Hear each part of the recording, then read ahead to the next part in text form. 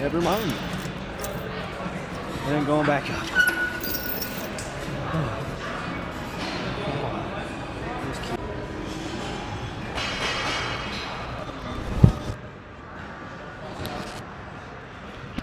Put it in my pocket and forgot about it. Just remembered that it was in my pocket.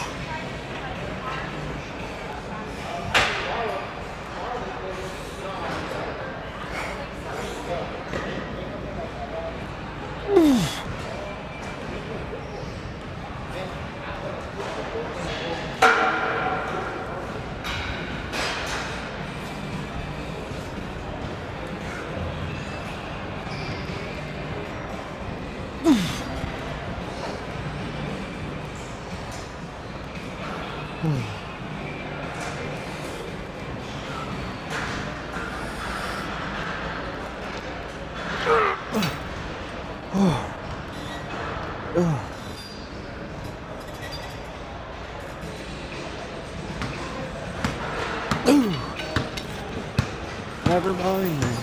You had to get this thing every time. Just because the fucking dude's stuck. Every time. Fuck.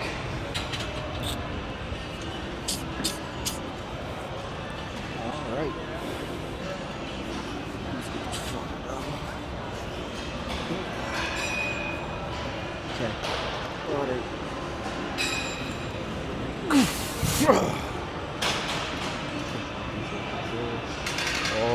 Hold on.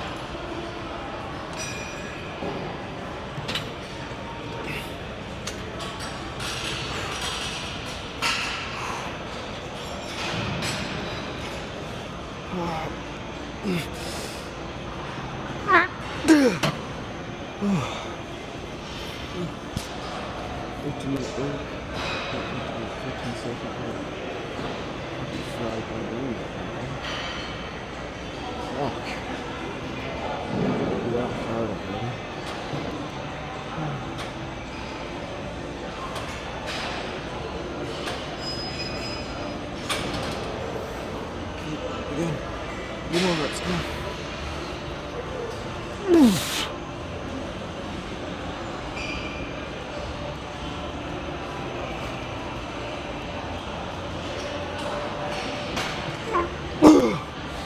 Guess one more was it. Fuck me. Yep. Let's get absolutely.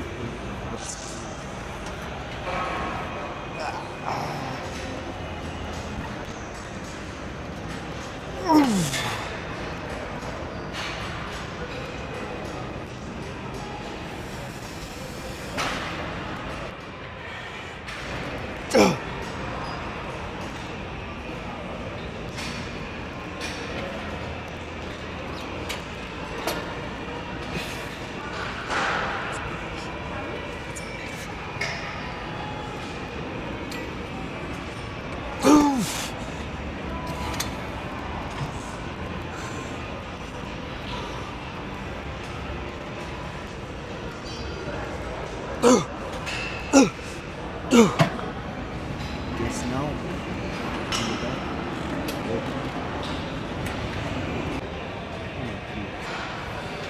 That's fun. But just fucking use it. Probably before sets in.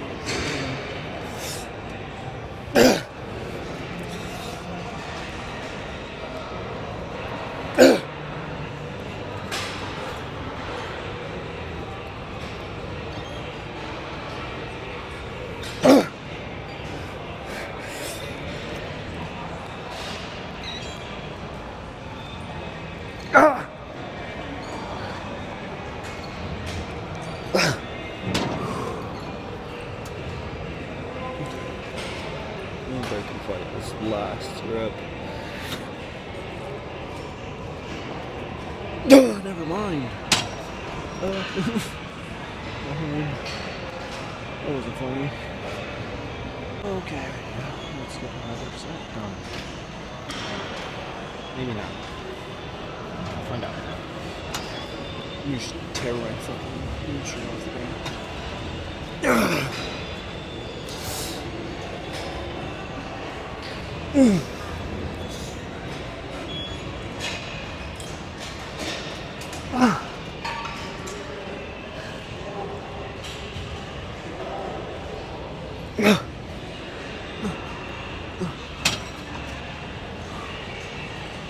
Second rest.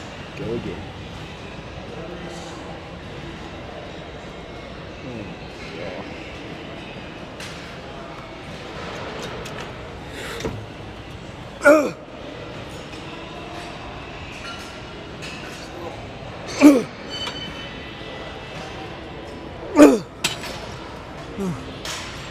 Apparently trying to squish balls is part of this too. Cool. Alright. So, come on, dudes. Let's go break this work. Oh, no balls. Ah!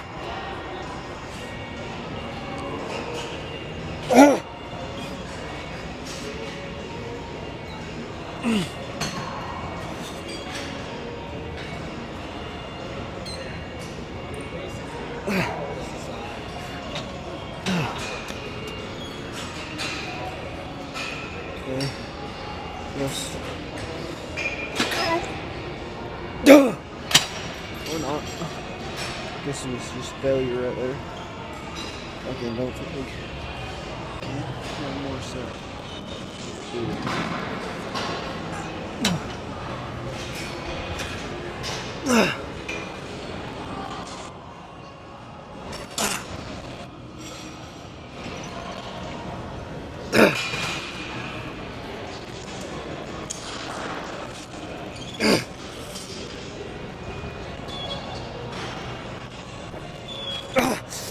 Fuck.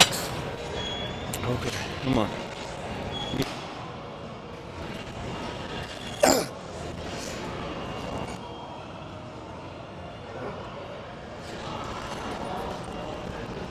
Oh, fuck.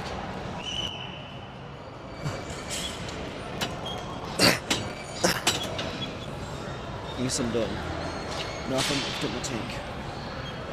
Now we can go home. Absolutely nothing left in the tank. Hello again.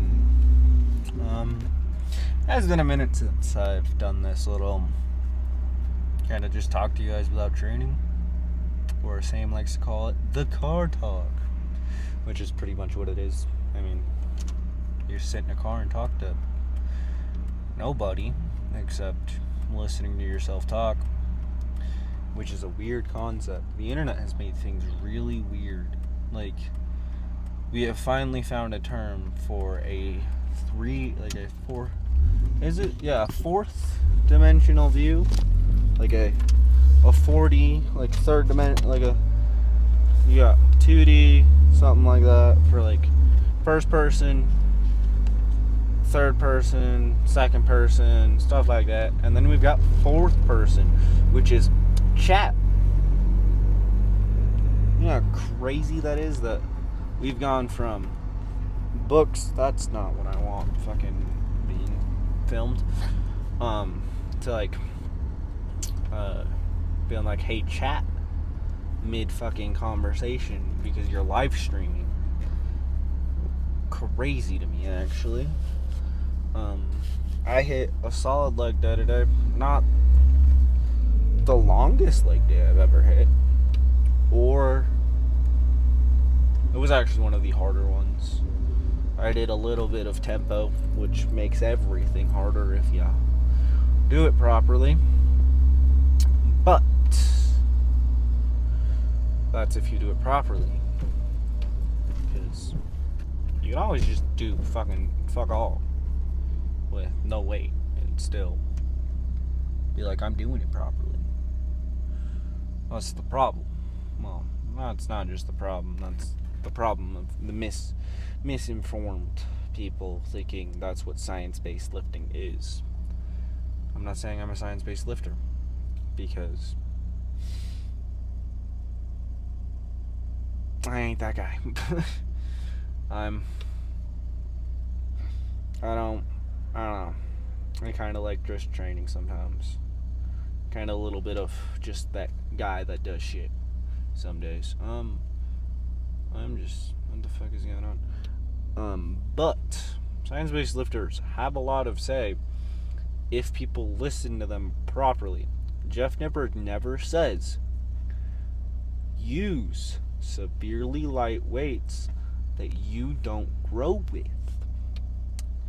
No, he says use lighter weights that still challenge you. Dr. Mike says the same thing. Use light weights, but they will challenge you. What they consider light weights is what they could do without doing this slow 3-second eccentric, just that one and then up. They could do for 10, 20 reps.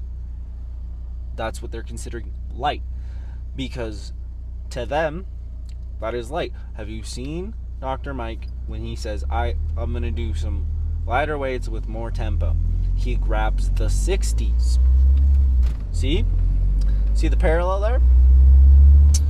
What he's considering light is something he by himself could probably do for a ton of reps if he wasn't slowing it down and controlling the weight properly.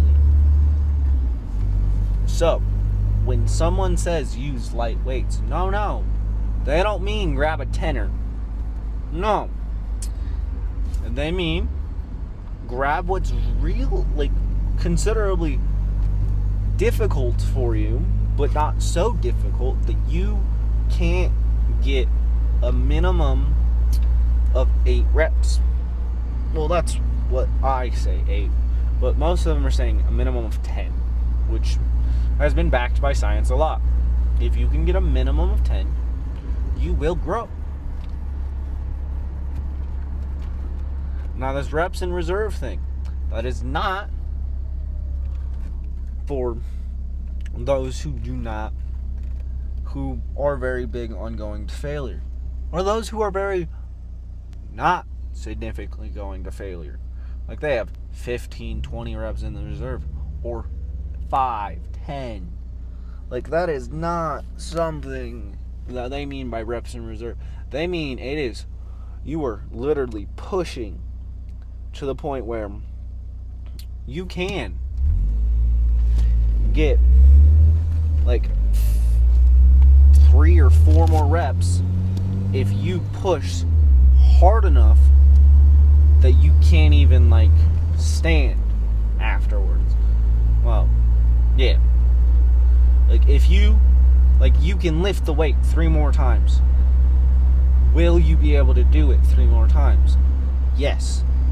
Is it going to be real difficult to get those 3 last reps? Yes. If you go to failure, you find out where those sticking points are. This is why I listen to a lot of people who are like, go to failure. Want to know why? Because once you've gone to failure at least once within your mesocycle, or at least once in the 6 months you've been training within that year, or whatever time you've decided you like it.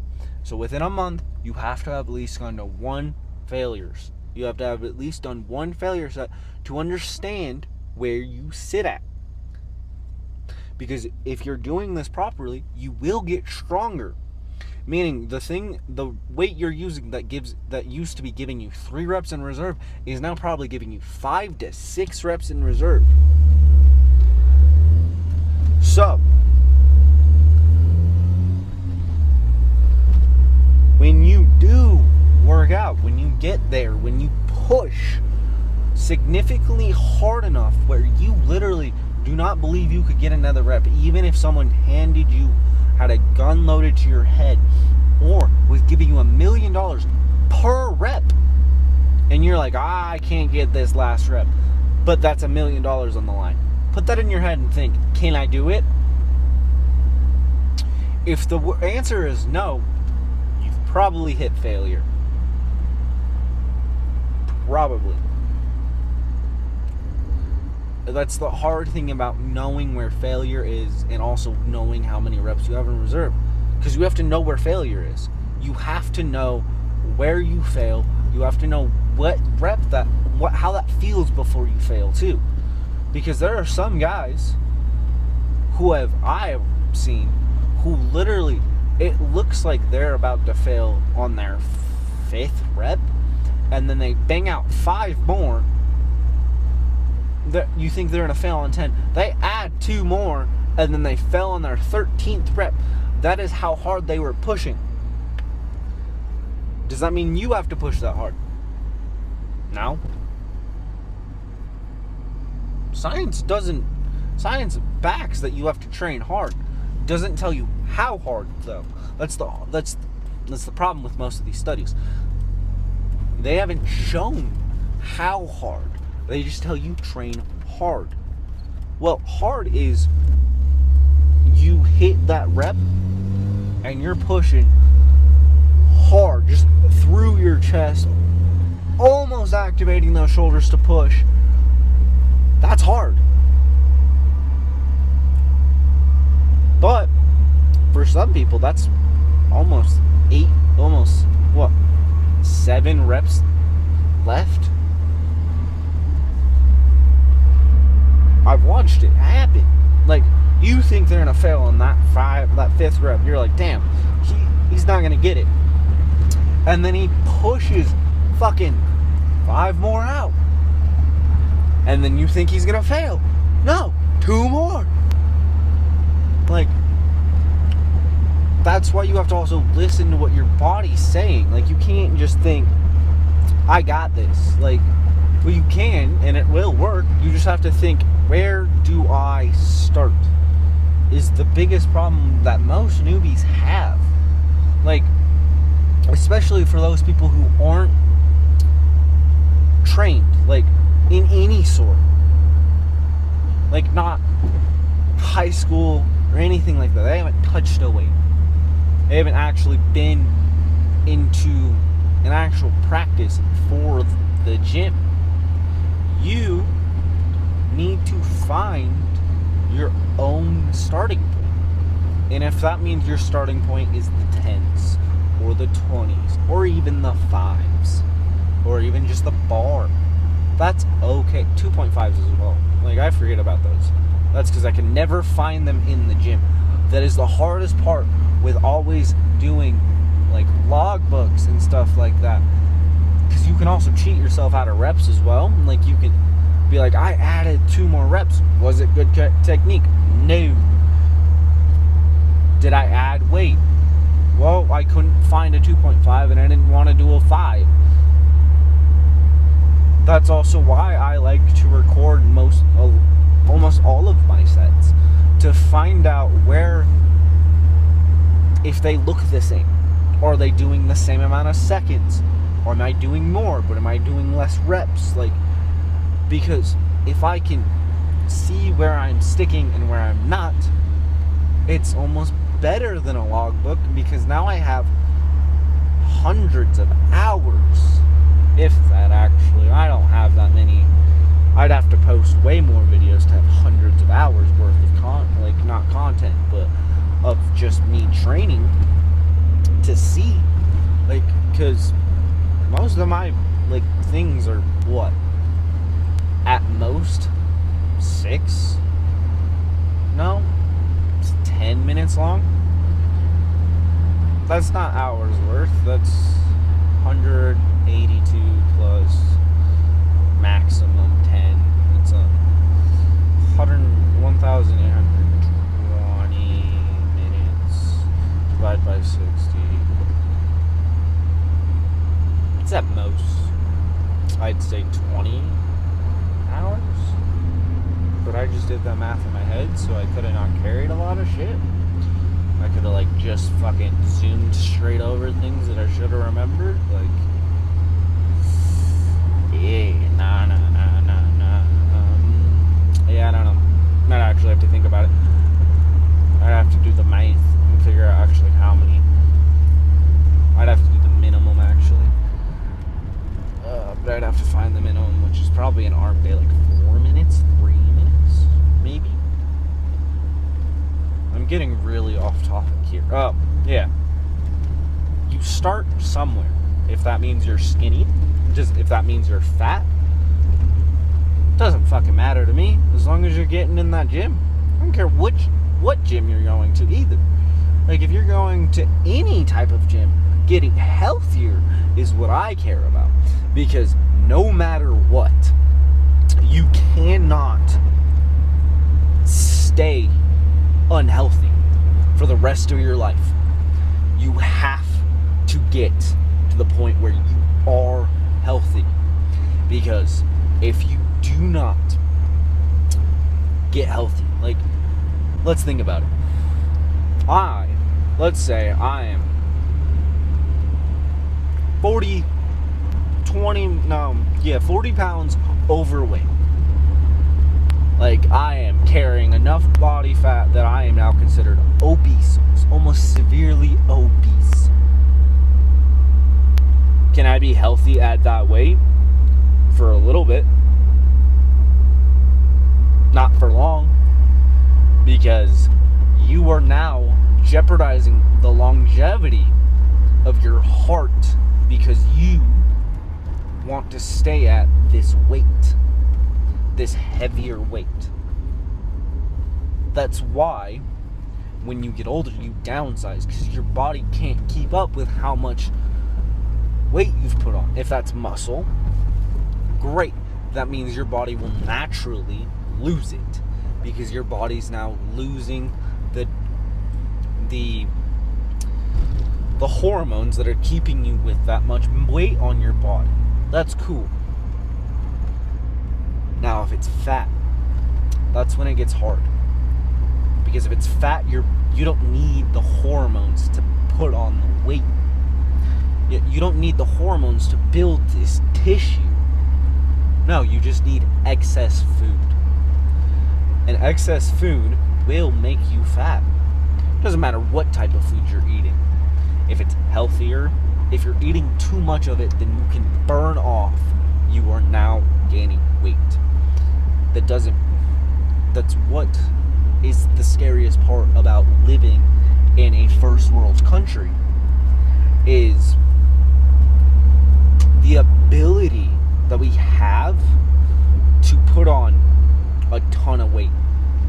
Think about it. All of the foods you grew up with, if you live in a first world country, or you don't live up, if you didn't grow up as an immigrant, to a first world country is nutrient dense.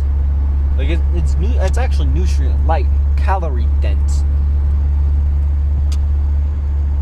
Like it's got less nutrients for you, and it's higher in calories. That's why the epidemic of kids being heavier set or overweight has become such a big thing. It's such a big topic, because think about it. I am now a younger child, and for my healthier weight, for me to be considerably healthier, I'm now, let's go for me. Like, I was healthy almost, like I was technically light for almost my whole childhood. I was underweight, almost, never really over. I was either under or almost healthy. But I was never over because I was active. I was really active. Like, I was doing all kinds of sports when I was younger. But as I've gotten older, I can't eat the same amount of food that I ate when I was younger. Because no matter what, I will gain that weight because I'm not doing those activities anymore. I'm not playing soccer. I'm not playing basketball. I'm not doing 2 sessions of training every day. Like, think about it. Let's think about it. As a kid, everyone was either doing a minimum of 2 hours of cardio if you were recess and stuff like that, so you were healthier, and then add on to like doing sports after school. That's another hour of cardio. Or